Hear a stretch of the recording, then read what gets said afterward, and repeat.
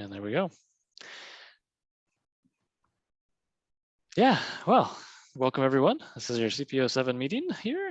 So we've got the agenda up here on the top. So we'll start with intros and any general announcements, and then we'll move on to our usual briefings. And then main topic of the night is middle housing and the election of your officers and general steering committee. And then Mary, I believe you also had an addition to the agenda, which we can do at any time you think would be good. Okay, great. So there we go. Okay, we've got some. All right, so sheriff's coming in here. Let's see, starting things out here. For rolling into announcements, I suppose. Does anyone have, let's see, do we have THPRD? Yeah, Janine is here. We do. Here we are. Yes. Yeah.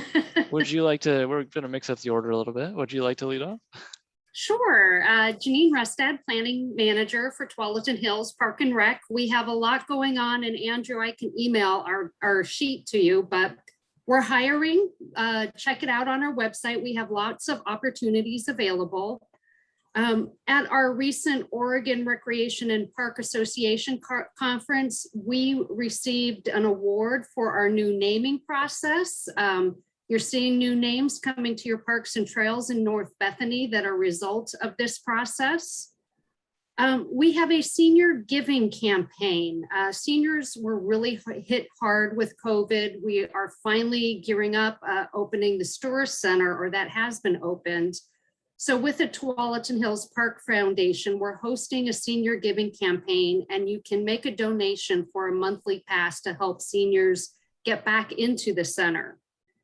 We're also in the process of doing our winterizing of our facilities. We're also looking at lighting at our fields and our parking lots. If you have kiddos and need something for them to do, we do have winter break camps, and there is space available. Another thing to check out on our website. And of course, most importantly for the North Bethany area is the Highland Park neighborhood, the Highland Area Neighborhood Park. You've probably seen the construction around that, and that is gearing up to be complete, hopefully this month. I can get you updates on any punch list items. We do have a Veterans Day celebration that is presented by Beaverton Post 124 American Legion at Veterans Memorial Park. That's this Thursday. Winter registration will open Saturday, December 4th. And finally, if you're interested in serving on our budget committee, we are accepting applications online, and I'm happy to answer any questions.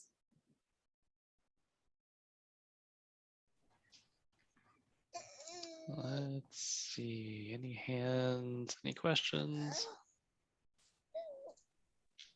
No, all good. Thanks for the update. Appreciate it. Thank you.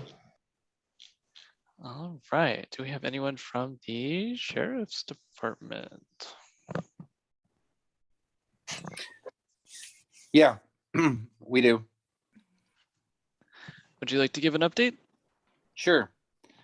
So my name is Deputy Matt Harris. I'm assigned to our patrol division, and tonight's updates really just happen to be with property crimes. That seems to be a continuous thing that we are experiencing or seeing a lot of. The big one would be package thefts. Those are going to be on the rise as we see the holiday shopping start to take place and more package deliveries. So just try to be aware of that and remember that there are some strategies. Take packages off your porches quicker, and maybe work with your neighbors to remove those packages or help you get those packages into a residence. Catalytic converters are something that are being stolen. So if you see vehicles that you're not used to in the neighborhood, and feel free to call non-emergency. And we encourage people to call non-emergency versus trying to confront the people themselves. And mail theft has been also significant, which then leads to fraud related type activity. So please make sure that, you do collect your mail and talk to people about collecting their mail more frequently. Some people let that sit there for days at a time and try to make that a new habit, but it's all property crimes related things. Yeah, and for those of you who I have not met before, my name is also Harris. My name is Cody Harris, no relation to Deputy there. And I know you guys are used to seeing Brenda. She is on vacation, so I am also a community outreach specialist and here for you guys if you ever have questions or need anything. And just to add to what Deputy Harris was saying is we are seeing a lot of online scams too related to obviously package purchases for the holiday season coming up. But an interesting one that's kind of popped up too is decor, misleading decor, like people ordering things that they think are supposed to be huge and they end up being super tiny. So definitely trying to look through when you're purchasing, going through vetted sites, look through those ratings, look through trying to just really vet where things are coming from. And as always, scams are continuing to increase with those virtual scams. So again, if you have any doubt, stop and do some more research or check out a page you know is legitimate. And those are one of the biggest things we're seeing, and again, with those package thefts, we do have our bait program is rolling out again. So if you're interested in being involved, you can reach out to Brenda or myself and get involved with that bait package program for this season. Yeah, any questions for us? I'm gonna stop sharing now. I do have a question for Deputy Harris, talking about the catalytic converter thefts. If there's a theft in process, we wouldn't call the non-emergency number, would we? No, you can feel free to call emergency on that one. It's gonna be basically the same person kind of answering. We're fortunate at WACA that which is our dispatch center, that they are very prompt and we don't have the same hold times that Portland experiences. But the big thing is just not to go confront the person yourself as much as you want to know why somebody's on your property, because we've had those people kind of I guess feel like they're in a defensive posture where they were just trying to steal something, and now they may be more threatening physical violence towards the person that's confronting them. So be a good be a good witness, and even do video recordings or something from a camera, or take good notes on license plates and direction of travel and that kind of stuff. But yeah, that's what we would encourage you to do. Thank you. I'm going to stay on for most of the middle housing to listen in. So if you come up with any other questions, just feel free to ask. But thanks for having us. All right. Yeah, thanks very much for that update. Yeah. Let's see. Do we have anyone from TV Fire? Or I think they're still doing online updates. There is not, and their latest video is the one from August still. Okay, nice. Let's see. So then I think that is, there we go.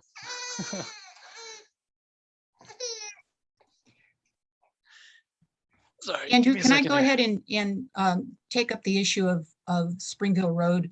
While It should be we're real doing quick. community section, yeah, I think that's a fantastic Okay, idea. okay. So Washington County tomorrow at the board work session is going to be discussing the bike improvements on Springville Road. And one of the concerns that has been brought up by neighbors who live on Springville Road. Mary, Yes. it is not going to be on the work session tomorrow. The item was pulled. Oh, okay. Well, we still have a letter that we'd like to send to the board because there've been concerns raised about the section of road between Samuel Drive and 173rd.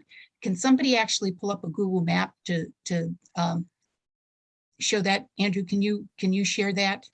Yeah, I'll work on it real quick here. Because there long-term will not be any turning movements between those two roadways, and it's where the road curves, and the two properties to both the north and the south are wooded with mature native trees, And there are concerns about the amount of right of way that will need to be taken. And the issue that's been raised is that center turn lane really an important component of the road? Could the road actually be narrowed to remove the width? You'll end up with less impervious surface. You'll end up with less runoff because of that. You'll preserve trees, and because there aren't any turning movements, it's really just a waste of real estate. Less right away for the county to purchase. And we actually have a guest that may want to say some words about this. And if I can figure out how Mary, to let her in. okay. Mary, am I showing the right area here? Giannopoulos. Oh, okay. Let's see here. Allowed to talk. There we are. There we go. I think. think Jeannie, are you there? I, Do you have anything that you want to add to this, or should we just go ahead and read the letter?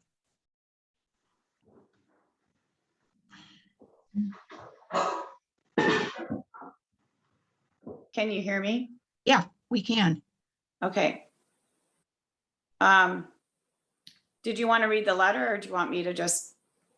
Well, shall I read the letter? I just wanted to know if there was anything you wanted to Well, I add. just wanted to emphasize that, but this segment is, unless you have the material in front of you, it might be a little confusing, but it's segment 2 of their plan proposal between 173rd and Samuel Drive.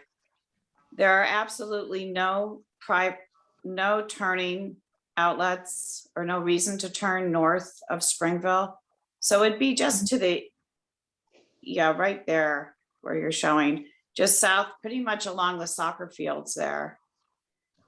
There's no northern exits from Springville at all along that segment at all. And then on the south side, there's 3 private homes that are on the south side of the road between 173rd and Samuel Drive. The community plan, or the Bethany transportation plan, has all those homes, all those properties once developed will all exit the traffic to the south and then back up 173rd or out Samuel Drive. So long-term, like Mary mentioned, there won't be any access points. And what we would like to see is have Samuel, Graff Meadows there at Samuel Drive has 14 homes. And then there's also one private drive that goes beyond on the PG easement just east of our property that sits there at 17130. That was supposed to be closed. That driveway was supposed to be closed, and that home, it says right there, it's just to the east of Christensen Construction, or west. That home was supposed to exit through Graff Meadows. You can see that it has a driveway exit right through there. So the county could just direct that home right through there. And anyway, that's the tree impact. And then, like Mary said, having the extra pavement is just going to take up extra, well, take up extra right away, but also it's just creates a lot of heat and water drain runoff problems. There's also long-term concerns about speeding on Springville, and Right. narrowing the street may potentially help reduce the sense that it's, a really wide road that you can go fast on. And so hopefully it will help hold the speed down to the speed limit. Yeah, and there's also, I don't know how they're going to fix all this. I'm assuming they're planning to, but there's considerable sight distance issues still on this road, coming out of Samuel Drive and coming out of Jose. And the center turn lanes, I think, kind of give a false sense of security for people maybe to pull out or just go faster through there. I'm not sure. So that's So all. Okay, why don't I go ahead? Oh, Melissa has her hand up. Oh, sorry, I don't actually. I just forgot to take it down. Okay, okay. So I'll go ahead and read and actually, I'm going to make a motion that this letter go to the Board of Commissioners. And the way the letter reads is, at our November 8th, 2021 meeting, our membership discussed the planned improvements to Spring Hill Road Phase 4.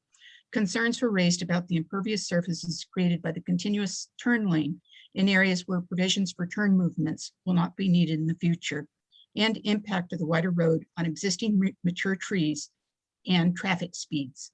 We respectfully request that the roadway be narrowed to allow for removal of the center turn lane between the westbound left turn lane at Samuel Drive and the westbound left turn lane at 173rd Avenue.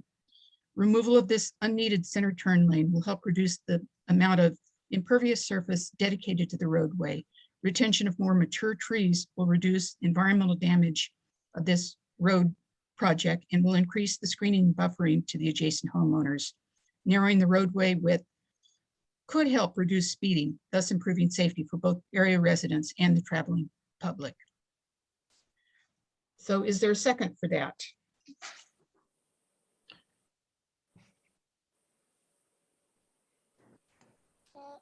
I'll second that. Is there any discussion? Raise your hand if you have questions or would like to add comments or concerns or whatever.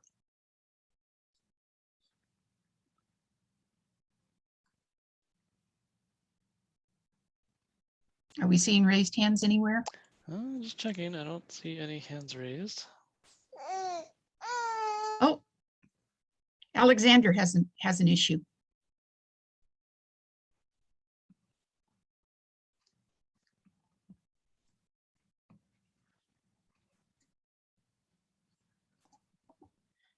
Yep, I think that's good. Shall we?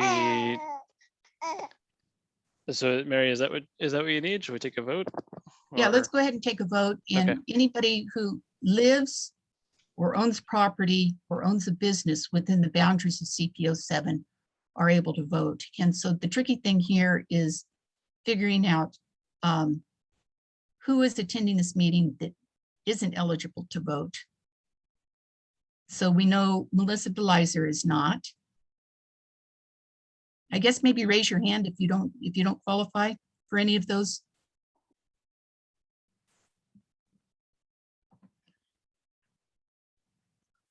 And we have Janine and we have Carol and Teresa and Marcus and Suzanne. So we have 1, 2, 3, 4, 5, 6, 7, 8 that are not eligible. And we have a total of 21 attendees. So that means we have 13 eligible to vote. So everybody take their hands down. And we will assume everybody is voting yes, except for those that raise their hand in opposition. Does that make sense?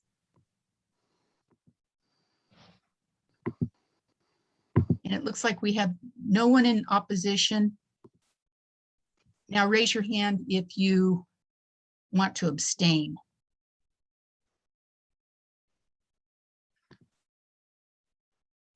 And we have 3 abstentions. So we have 10 ayes and 3 abstains. So Julia, were you able to raise your hand?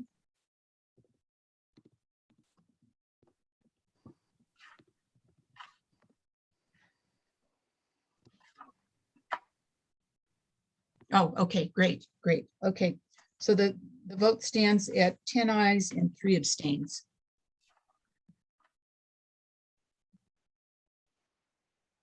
Okay, I think we can move on. Very good. All right, thanks for that. Well, I think with that, unless does anyone else have any general announcements before we take it on to the main topic? Well, actually, I have 2. Oh, there you go. I received the meeting notes from the neighborhood meeting that was held for the commercial area on the corner of Joe's and Bruger and Joe's, no, where Bruger makes the turn where it intersects with Joe's. And I will go ahead and post those on our Facebook page. And the other announcement is the gas station on West Union and 185th that is proposed. There is a public hearing for that on November 18th at 10:30 a.m. And again, the information for that is posted on the Facebook page. And that's it. Perfect. No, thank you. All right, on to the main topic of the night. Do we have someone here to talk middle housing? The stage is yours. Thank you. I do have a presentation, so I do wonder if I could share my screen, and I think that means there we go. So hello, good evening. I'm Teresa Cherniak. I'm the principal planner for community planning at Washington County. And with me is Suzanne Savin. Suzanne, do you want to introduce yourself? Sure, Suzanne Savin, senior planner with community planning. Great. So we're here. We were invited to talk about the county's current work on middle housing. And part of that has to do with North Bethany. So we'll zoom in on North Bethany a little bit as part of this presentation. So I will start. You'll have to let me know when you start to see this.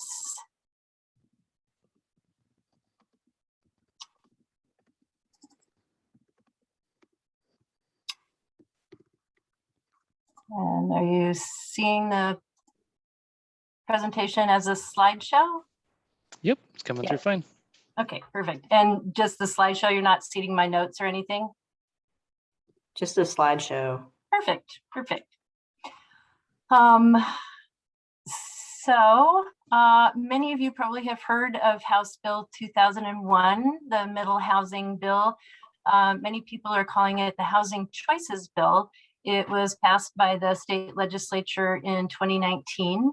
And the idea was to increase the variety of housing types in neighborhoods that often only have single family dwellings. So to increase the number of duplexes, triplexes, quadplexes, so 2 units, 3 units, and 4 units together, or cottage clusters and townhouses. And the idea is that people at different stages in their life, different sizes of households, different incomes and abilities, need different kinds of housing, and they don't have to all be separate. They can all be in the same neighborhood. The county's districts, for the most part, the residential districts do allow this range of housing types, but we don't actually see a lot of it. And under this bill, we must allow more units on more lots. So again, it's not a new idea, and we do have some middle housing already in the county. It was pretty common in pre-World War II neighborhoods. We don't have a lot of super older neighborhoods, but we actually do have, and I'll show some pictures of middle housing in the county. We are required under the state law to have new standards in place by the end of June of next year. So I talked about duplexes, triplexes, cottage clusters, and townhouses. It's called middle housing because it's somewhere in between the detached single family homes and higher density apartment buildings or condominiums. So it fills that middle part of the spectrum. And I mentioned there is a lot already in the county. These are just some pictures of some of that housing. Some of it is older, and some of it is quite new. So we have up in North Bethany the full range of middle housing types. Any number of households can benefit from this. So households of all shapes and sizes, people at different life stages, any of us or people we care about at some point in our lives or their lives might need this type of housing, something in the middle, may not be able to afford that single family dwelling, but this would give you a leg up to be able to do that.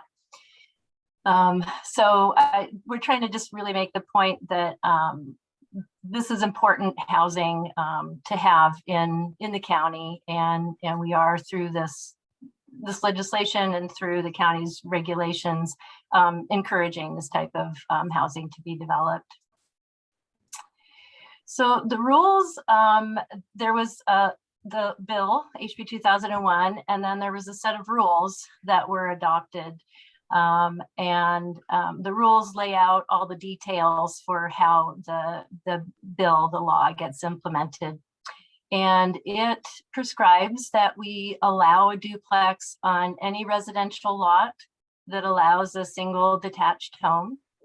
For the other types, the triplex, quadplex, cottage cluster, and townhouse, they must be allowed in residential areas that allow detached homes, but maybe not on every single lot.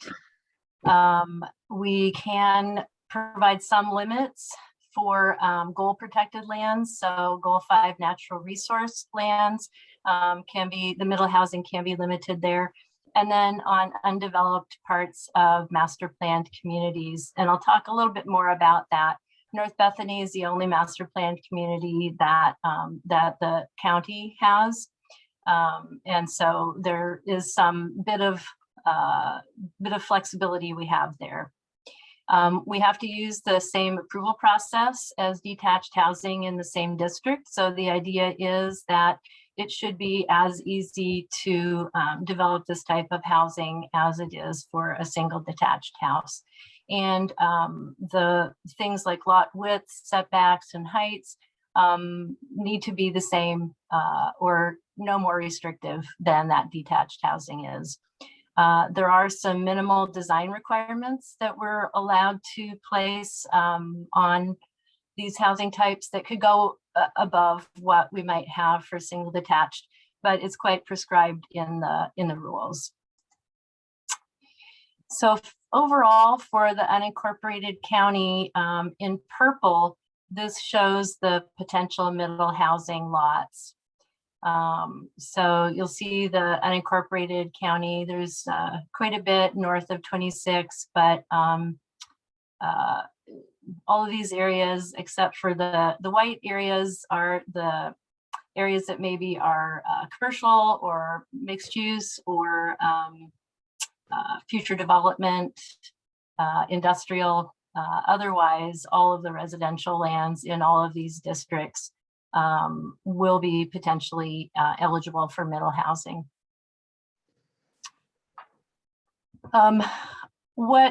What we want to make clear, though, is allowing it does not mean requiring it. And so it's up to individual landowners to decide whether they want to build middle housing or not. And we can still allow detached dwellings, individual homes. We can regulate the siting and design of middle housing.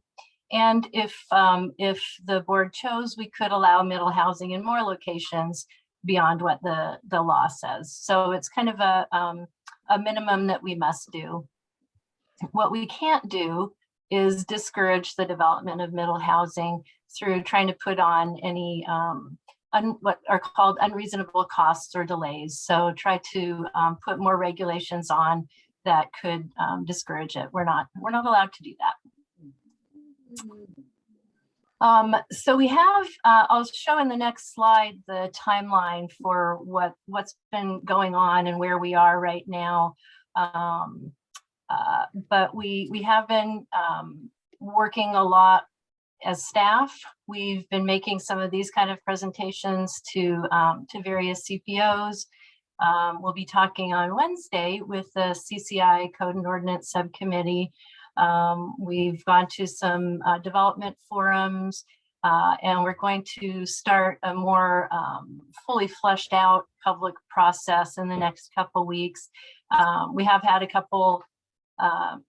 we had one online open house and a survey. So we've been getting some input. We've also, as staff, been working through the different parts of the the rules and the law.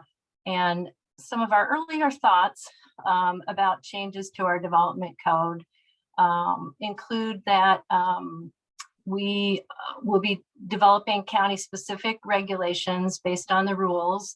There is a model code that we'll be borrowing from, and some jurisdictions are using that model code more heavily than we might, but we do plan to borrow from that. At this time, we are thinking that we should limit middle housing in our significant natural resource areas and in floodplains. That we should consider, but we haven't made a recommendation yet on this, consider limits on middle housing other than duplexes in undeveloped portions of North Bethany until after their initial development. And I'll go over that in a minute.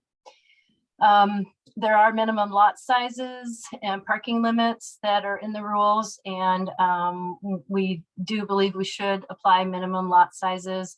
We don't have a choice on the parking limits or the parking maximum that we can require.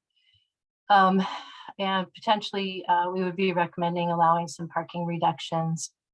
There are some design standards in the model code, and we are at this point thinking that we should select some of those that are straightforward and easy to review in a type 1 process, but provide some compatibility with existing neighborhoods and more kind of pedestrian friendly environment. And then we are looking at considering requiring sidewalks and right-of-way dedication for single detached homes as well as middle housing. This is our process and timeline graphic. So the middle blue line is the main one where our work started this past year in 2020.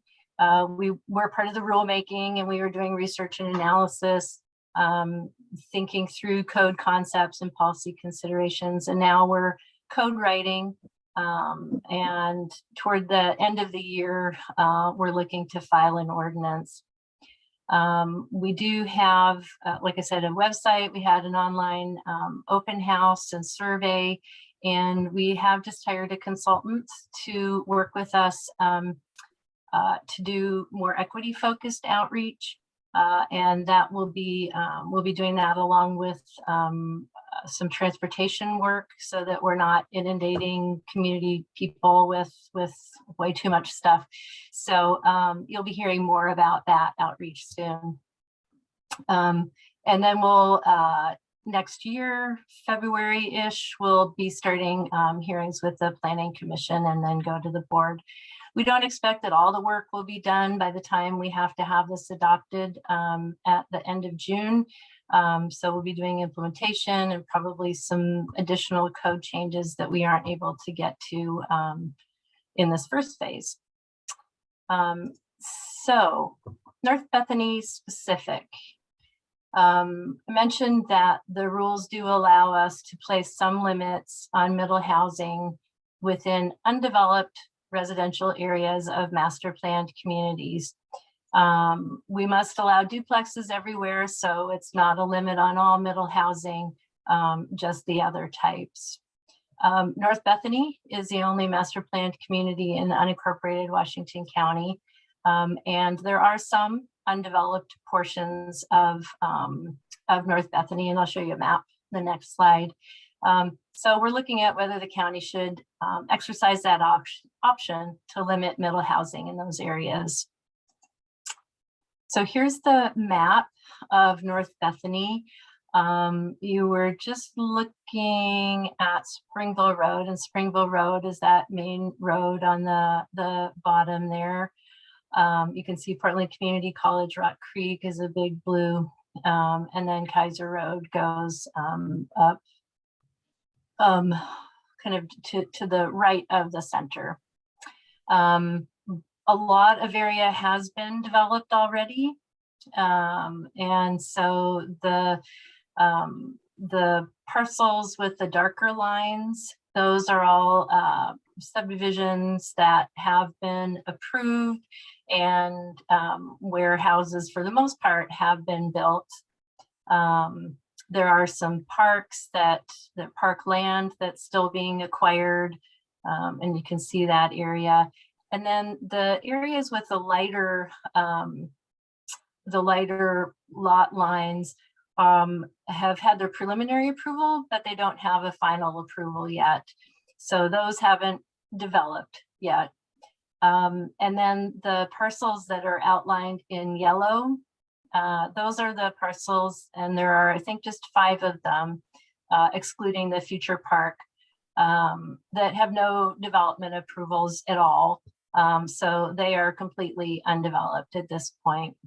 And the lighter color is a lower density. So the lightest kind of peachy yellow is, I think, residential 6, North Bethany.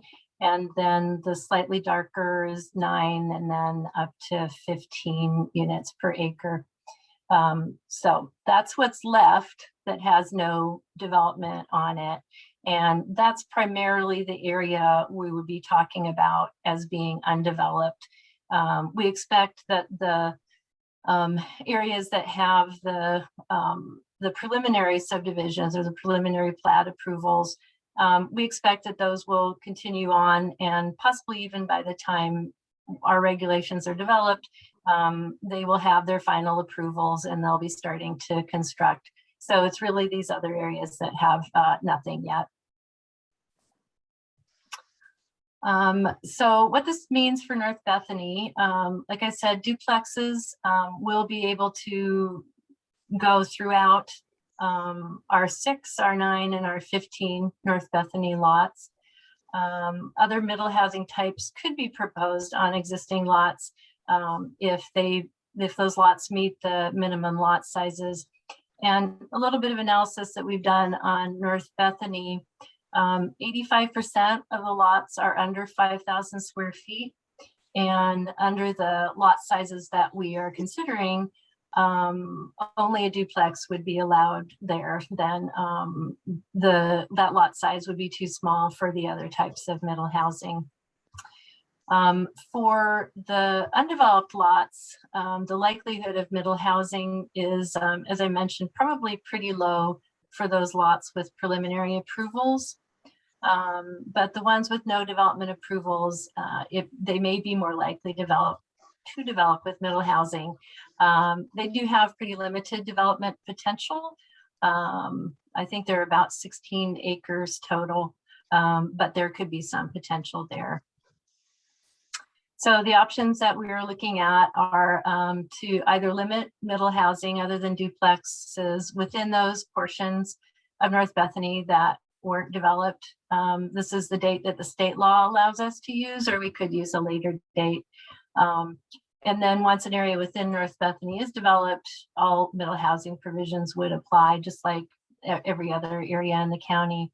The other option is not to treat North Bethany differently from the other areas and to apply the middle housing provisions to all of the districts where it's allowed, and have the lot size be what kind of regulates that.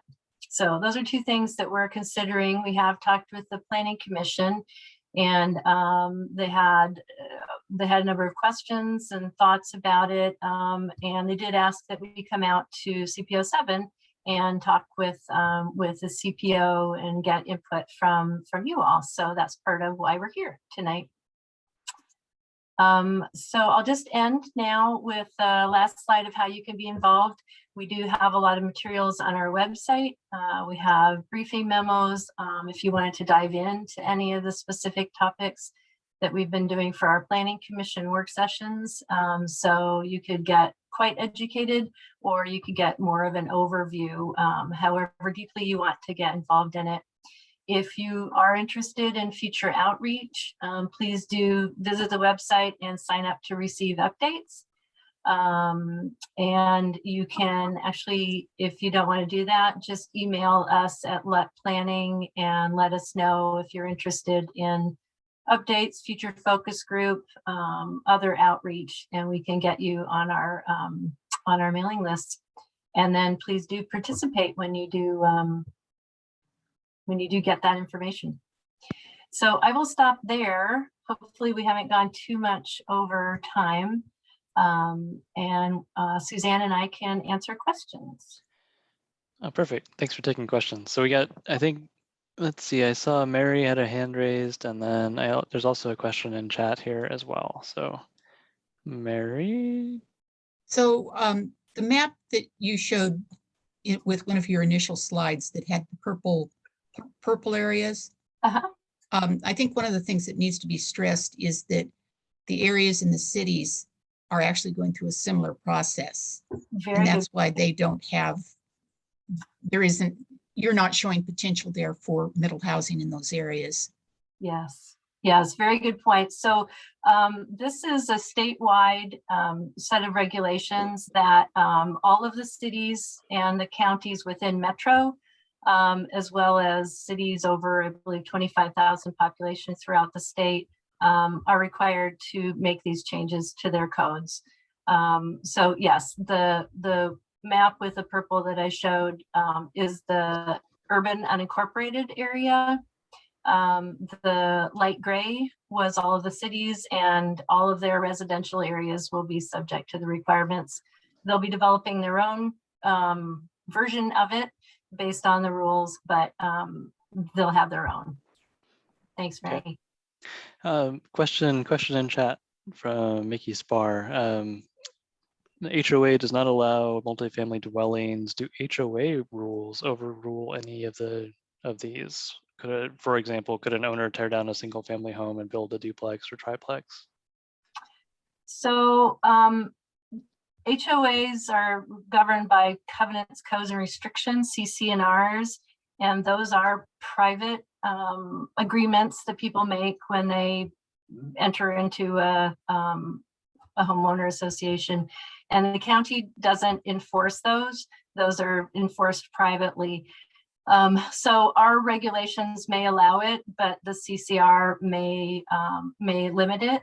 And as long as, so no new CC&Rs can be developed to disallow middle housing. But if there are existing ones, there could be limits on middle housing in that way from older CC&Rs. Okay, that makes sense, I think. I saw a hand raised from Greg as well. Go ahead, Greg. Yeah, nice to see you, Suzanne and Teresa again. Good to see you too, Greg. Well, thank you. The question I had was looking at some of the roads. It's something that had been talked about earlier, probably mostly by me, but for instance, like Walker Road, in areas where the roads are expected to widen or are already encroaching on people's houses, some of those lots have like 50-foot deep backyards. It would seem to me that those that are fronting on those roads or along those roads would be ripe for redevelopment if it was applied specifically or targeted toward roads like that, where you've got a busy road and you've got a chance to build more middle housing, say, between the road and the rest of the development. A lot of those houses along Walker Road, as you get closer to Cedar Hills, a lot of them are rental units, and nobody's fixing them up. And right now, if they're limited to one house on a lot, nobody's going to tear down an existing house and build a new one, or very few. And I'm just wondering if there's going to be an effort to target some of those areas. We've got two little houses on small lots, for instance, where Springville meets Kaiser. And I don't think anyone's going to invest a lot of money in fixing them up or keeping them up. Unless, of course, they could put some middle housing there, which would mean, you know, an extra 1 or 2 units. That might make a difference to the owner on letting, you know, waiting for nature to take its course or whatever. Has there been any chat about targeting those areas? We haven't been looking at targeting areas since the state law requires that we allow it everywhere we allow single detached houses. So if those areas are in a residential district, they will definitely be allowed to do middle housing. I'm not sure. Okay. I'm not sure what the land use districts are in the exact area you're thinking about, but so yeah, They're probably R5. Yeah. So R5 is definitely one of the districts where middle housing will be allowed. But we're not looking at this point at providing incentives necessarily, other than just putting the regulations in place. It could be a second phase of work to look at, okay, now we have the basic regulations in place. Might we want to encourage different types of housing or affordability by providing some more carrots? But initially, it will just be getting the regulations in place. All right. Thank you, guys. Any other questions or comments for our presenters tonight?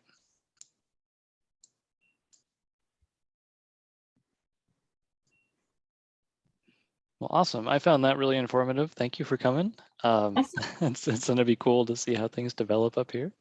Yeah. Great. Thank you for inviting us.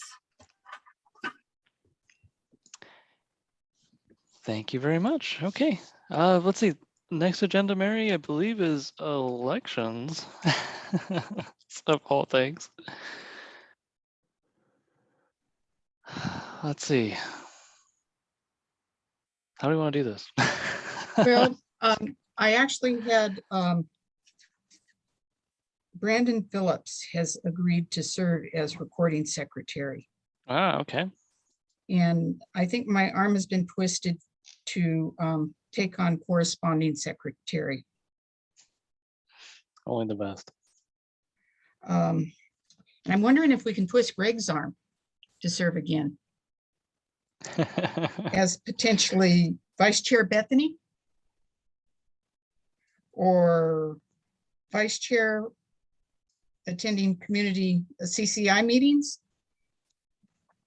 Or if anyone from the attendees would like to raise your hand. Yeah, we're looking for more help here, guys. If you feel particularly inspired, raise your hand, let us know. Let's see. Okay.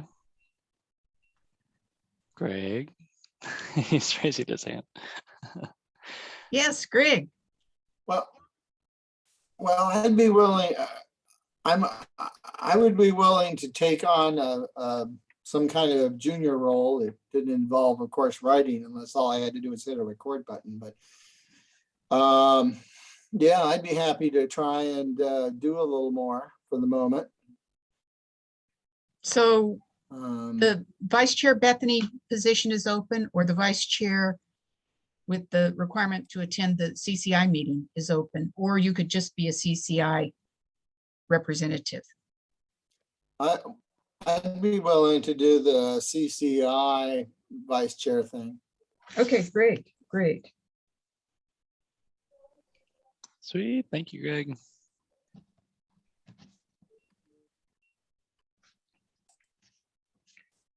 So that means we are still short a Vice Chair Bethany. And we're short one of our community committee for community involvement reps, and then 2 alternate positions there. And it just entails another meeting during the month to attend CCI. And it's essentially the leadership for all of the CPOs. So it's a county-wide organization. They're meeting via Zoom at this point. And it's actually a real good way to kind of learn, you know, what's going on in the rest of the county and learn about, just other folks out there that are engaged in the process. So it's a good place to make connections. So if anybody is interested, reach out to us. And, if you don't feel comfortable doing it today, the positions will remain open until filled. So Andrew, I think at this point, we take a All right. motion to vote in the positions that are now listed. Sounds We need good. to we need to vote on this. So do Yep. you want me to read through the list and make a Yeah, motion? why don't we do that? Okay, so I move that we elect Andrew Lampkin as chair, Greg Malinowski as vice chair, with the committee for community involvement rep position, Brandon Phillips for recording secretary, Mary Manso as corresponding secretary, Jeff Petrillo and Paulo Pinheiro as member at large. And any of these positions can be shared. So Jeff and Paulo have agreed to share that position. So that's the motion. We need a second. And don't make Andrew second this. Somebody else needs to second it. I'll do it. Second. Oh, Thanks, okay. Greg. There we are. Before we vote, did you say what is Kevin O'Donnell on the? Oh, you're right. Did I not list Kevin? Kevin O'Donnell is past chair. Did I not list? He doesn't seem to be listed in this, but yes, Kevin has agreed to serve as past chair. Oh, nice. Good catch. Thank you. I see. Jeff. I see activity from Sarah in chat. Maybe she wants a role too. Okay, that would be No, great. she was kindly seconding. So Oh, thank you. so any discussion?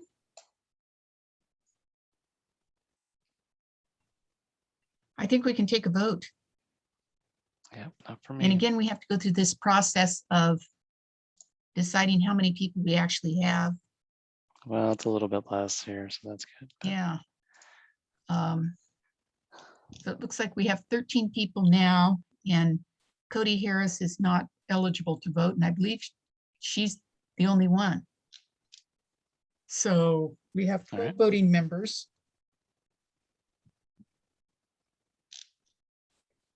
And so raise your hand if you are opposed to any of these. And I'm not seeing any raised hands. And then raise your hand if you choose to abstain.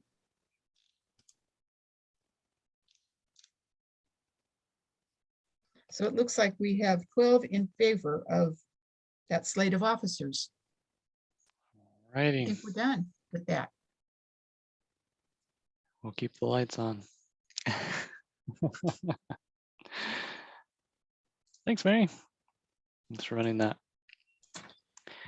All right, I think with that, our meeting, I believe, I would make a motion to adjourn.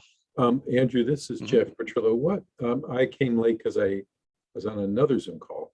Okay. And I'm just wondering, so was Springville Road section, whatever it's called, discussed? We did discuss the road and the letter, and the vote went through in support of the letter. I guess Which was 10 ayes and 3 abstentions. it's recommending the deletion, I guess, or the dropping of a turn lane, as I understood it, between 173rd and Samuel. Is that? I think I got it. okay. Yeah. The hill essentially. Yeah, that little bend thing. Okay, thank you. Yep. All right. So at this point, I think, do you need a motion to adjourn? I'll motion to adjourn. Yeah, Oh, no. okay, I'll second it for you. But All right. we still have a steering committee meeting, so if We do. anybody's interested in helping set the agenda for next month, please Yep. stay on. And steering committee members, please, please, please, you can't go yet. Yep. Thank you all, and yeah, we'll roll right into steering committee.